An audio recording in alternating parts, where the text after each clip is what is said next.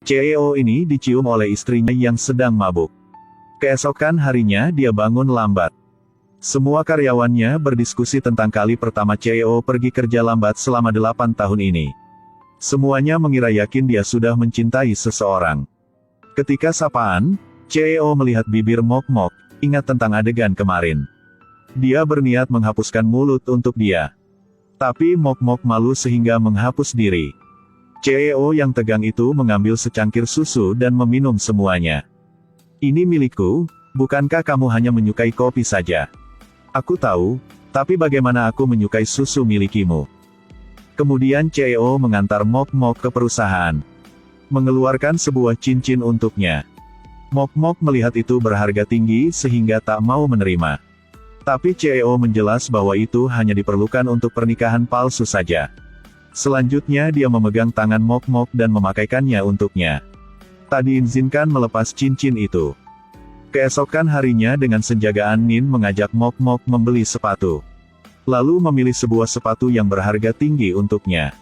Mok-Mok tahu harganya 3.500 yuan sehingga dia tak bisa membeli. Kartu kreditnya sudah habis uang dari 6 bulan yang lalu. Nin tersenyum puas, mengejek bahwa istri CEO tetapi tak cukup uang untuk membeli sebuah sepatu. Selanjutnya dia mengatakan akan membelikan sepatu itu untuknya. Tak disangka Mok-Mok mengeluarkan kartu kredit hitam dari tasnya. Nin melihatnya sangat marah. Pada saat ini di kantor, CEO sedang marah dan mengkritik rencana yang dilakukan dengan buruk. Meminta Departemen Komunikasi harus melakukan rencana lain dalam besok.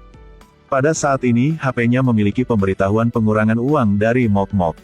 Suasana hatinya tiba-tiba menjadi senang. Menyuruh sekretarisnya memberikan tambah 3 hari untuk Departemen Komunikasi. Pada malam hari ketika Mok-Mok berpartisipasi konferensi pers. Aktris lain yang berada di karpet yang sama cemburu ketika dia melihat bahwa pakaiannya mirip dengan miliknya.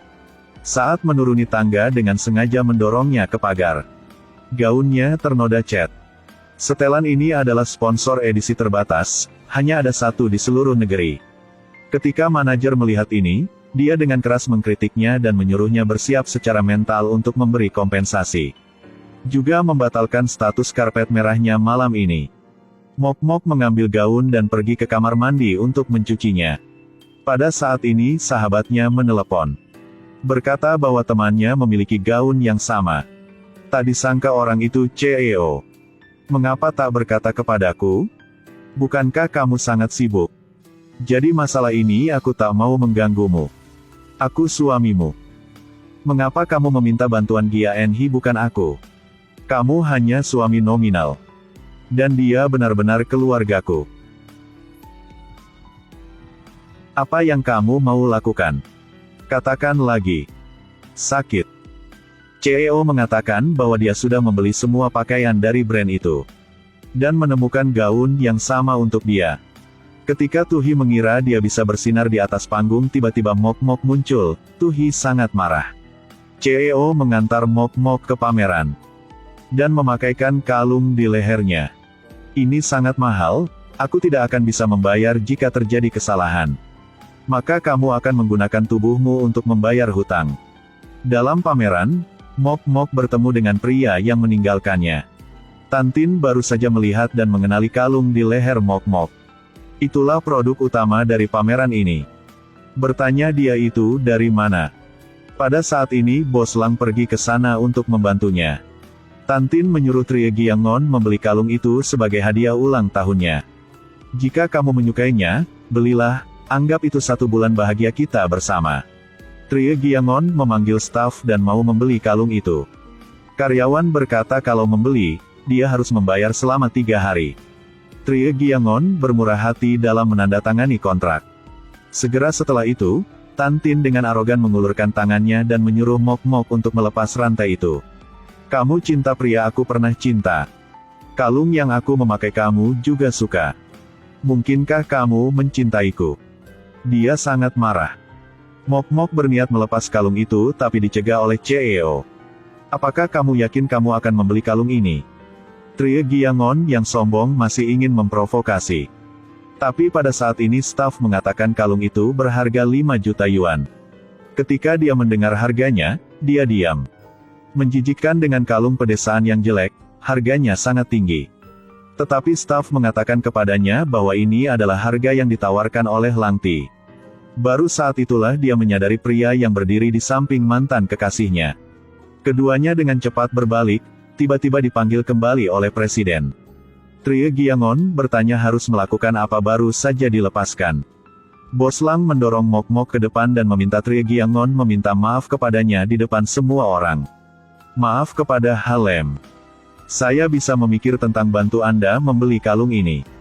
Tak ada cara yang lain. Trie Giangon hanya bisa meminta maaf kepadanya tentang zina. Kemudian memaksa Tantin meminta maaf. Mok Mok menjadi marah dan pergi setelah mendengar kata-kata maaf dari keduanya.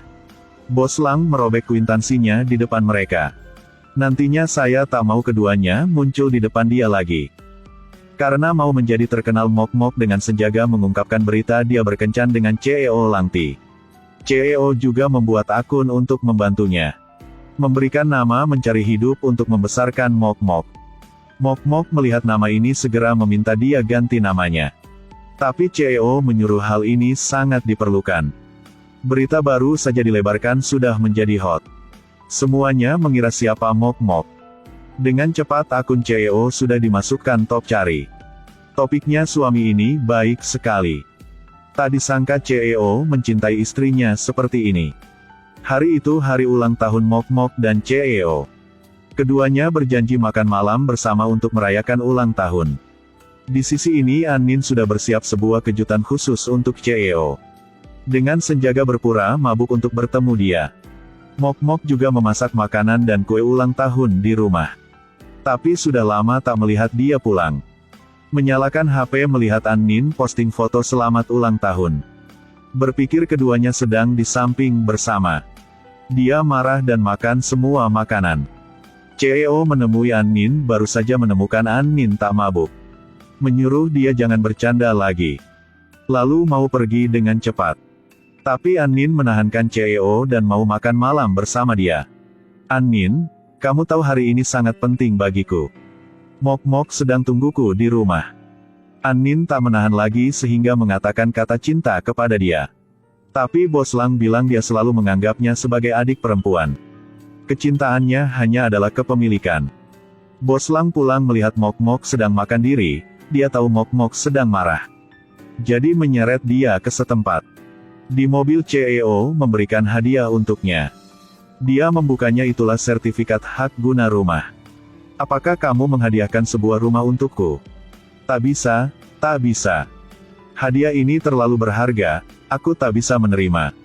Sama-sama, itu hanya bentuk saja. Apa maksudmu?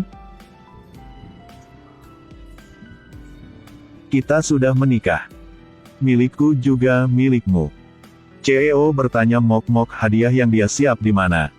Mok Mok dengan malu berkata awalnya dia sudah membuat kue ulang tahun untuk dia. Tapi karena marah sehingga sudah makan semuanya. CEO mengantar Mok Mok ke toko kue. Untuk dia membuat kue untuknya. Keduanya bersenang-senang. Mok Mok malu sehingga wajahnya kemerah-merahan. Ruang angkasa penuh rasa cinta. Oleh karena itu keduanya sudah cium-mencium. Tapi mereka hanya menikah palsu. Keesokan harinya Mok Mok agak malu. Untuk menghindari CEO dia sudah syuting dengan kru. Tak disangka ketika membuka pintu kamar lihat seekor anjing. Ternyata Bos Lang sudah mengikutinya ke sini.